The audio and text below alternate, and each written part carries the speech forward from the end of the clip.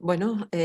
muchas gracias, doctora Díaz. Voy a compartirles mi pantalla porque yo les voy a hablar más específicamente de qué estamos haciendo ahora en esta época de pandemia o qué podemos hacer, cuáles son las recomendaciones que nos dan los expertos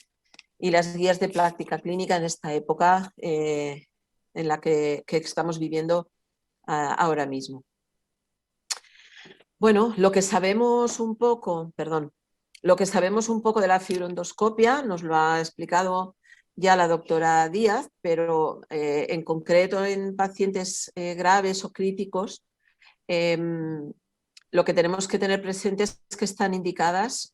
tanto la videofluoroscopia como la fibroendoscopia en pacientes con clínica o riesgo de aspiración o complicaciones respiratorias. Para muchos casos podemos hacer una prueba clínica que nos puede orientar, pero si tenemos dudas de si el paciente está broncoaspirando y la prueba clínica no es concluyente o sospechamos que puede haber una aspiración silente, tendremos que hacer una exploración instrumental.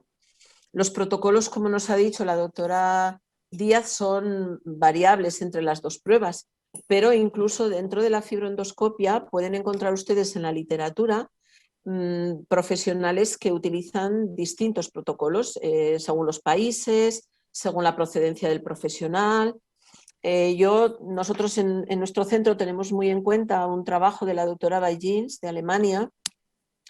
que concluye que el protocolo de FIS que utilicemos debe incluir varias texturas y volúmenes en un número mínimo de 9 para poder estar seguros de que aquella hallazgo clínico que estamos encontrando va a tener un correlato con la alimentación habitual del paciente. Si hacemos un bolo o dos nada más y de una textura, por ejemplo, intermedia que no supone una complicación para el paciente, no podemos estar escondiendo episodios de broncoaspiración. Sabemos también por estudios relativamente recientes que los pacientes ingresados en UCI con una intubación prolongada, que han necesitado traqueostomía, que tienen complicaciones por el ingreso en UCI como el delirium o la miopatía, sabemos que tienen un alto riesgo de disfagia. En los COVID, en concreto, esto en todos los pacientes en general graves, pero los pacientes COVID además van a tener disfagia o pueden tener disfagia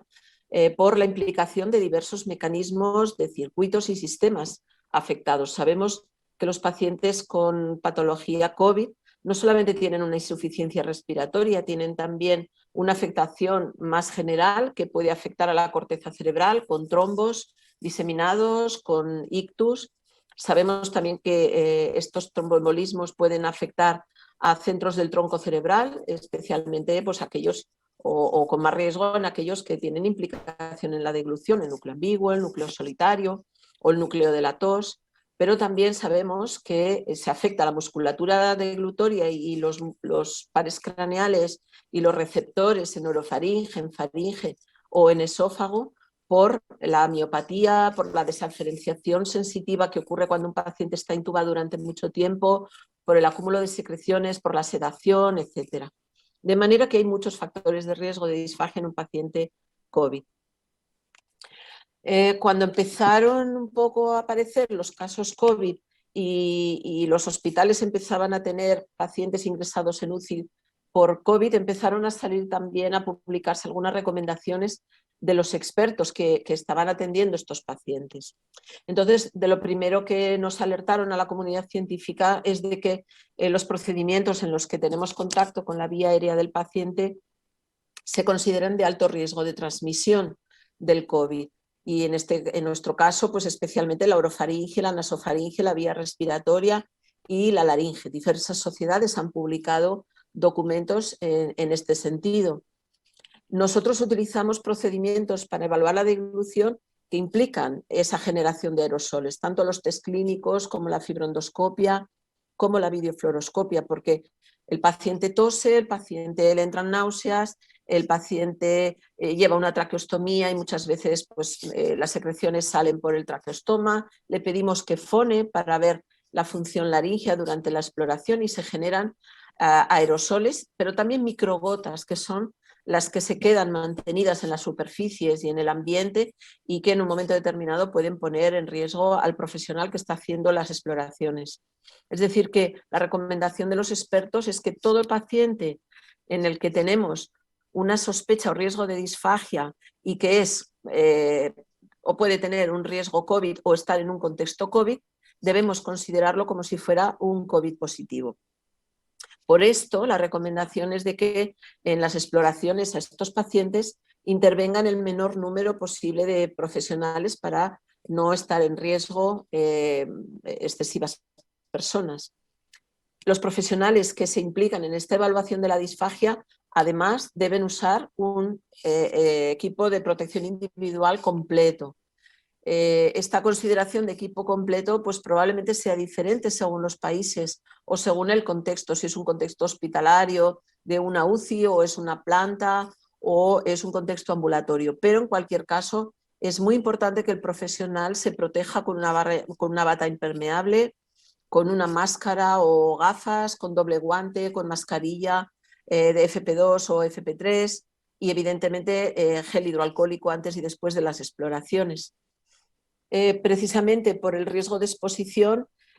si la exploración no es urgente o no es imprescindible, se recomienda que se posponga hasta que el paciente se negativice en el test COVID.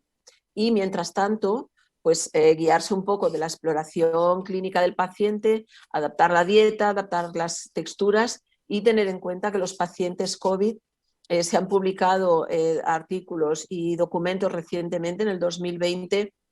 de que son pacientes, sobre todo los que están en UCI, que tienen un gasto energético muy importante y que por tanto hay que nutrirlos muy especialmente y cuidar muy especialmente esa nutrición. Se ha de primar sobre todo la protección de los profesionales y la reducción de la transmisión del virus. Y en este sentido, especialmente en nuestros países donde el logopeda está también directamente implicado en el tratamiento en las UCIs, es muy importante que se realice siempre bajo protección de un equipo de protección individual, es decir, igual que nosotros cuando hacemos la exploración, y realizar el tratamiento logopédico que sea imprescindible. Si el paciente estuviera en un ámbito ambulatorio y tuviera que hacer tratamiento logopédico, las recomendaciones de los expertos y de las guías publicadas nos dicen que utilicemos la vía telemática, que es una vía correcta, eficaz y que hay muchos tipos de tratamientos que se pueden hacer por esta vía, protegiendo tanto al paciente que tiene que desplazarse, que no tiene así que desplazarse al centro hospitalario, como a los profesionales.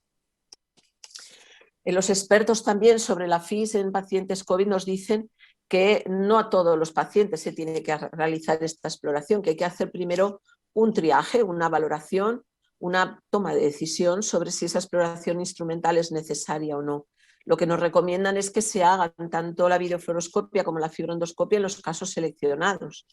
¿Qué casos podrían ser los seleccionados? Pues, por ejemplo, si la disfonía es importante después de una extubación, si hay estridor, si el paciente ha broncoaspirado previamente, entonces tendríamos indicación de hacer una fibroendoscopia lo más inmediata posible, puesto que son pacientes que ya tienen una complicación respiratoria y no podemos añadir una broncoaspiración a su cuadro clínico, no debemos. La videofluoroscopia es preferible si el paciente se pudiera trasladar, por ejemplo, y tuviéramos acceso inmediato, pero si es un paciente que todavía es COVID positivo, tenemos que considerar que ese traslado va a contaminar por donde el paciente se traslade, por lo tanto hay que ver de minimizar ese riesgo y también bueno, contar con la distancia a la que tengamos la sala de radiología. En algunos centros se puede hacer con un arco a pie de cama y quizá pudiera ser bueno, una buena opción.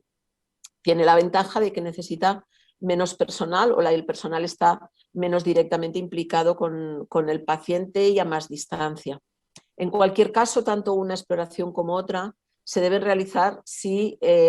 tenemos esa necesidad diagnóstica, porque necesitamos asegurar si el paciente broncoaspira o no y si en la información que recogemos de la prueba instrumental va a suponer un cambio terapéutico significativo para el paciente. Si no es así, es mejor esperar, es mejor evitar esa exploración, puesto que es una exploración que genera aerosoles y microgotas, y esperar hasta que el paciente es negativo.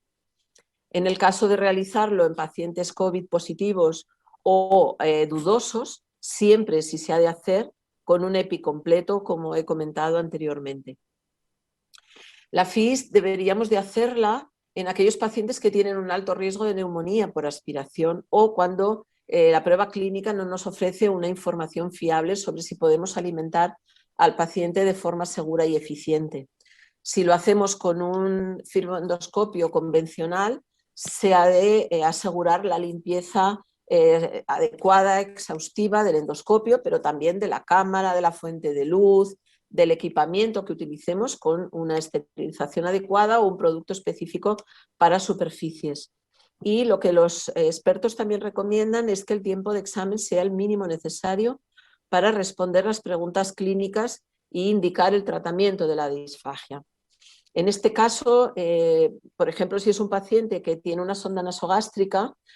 yo lo que recomendaría y lo que nosotros realizamos es iniciar por una textura pudding que nos puede asegurar si el paciente va a poder tomar, por ejemplo, un triturado. No hace falta hacer todas las texturas de la alimentación si con la textura pudding, por ejemplo, ya tenemos información suficiente para poder